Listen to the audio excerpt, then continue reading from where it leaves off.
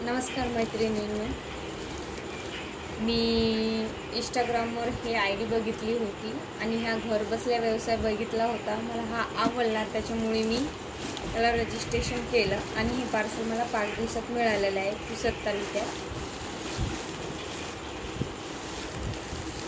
मी तुमच्या देखत हे ओपन करत आहे. हे मला कॉटन मिळाला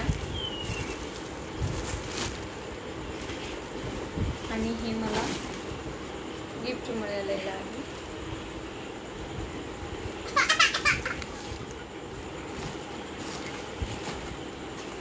आणि हे सॅम्पल मिळालेले आहे. हे वस्त्रमाळा आहे. ही लांबवात आहे, ही फुलवात आहे. हे बघा वस्त्र.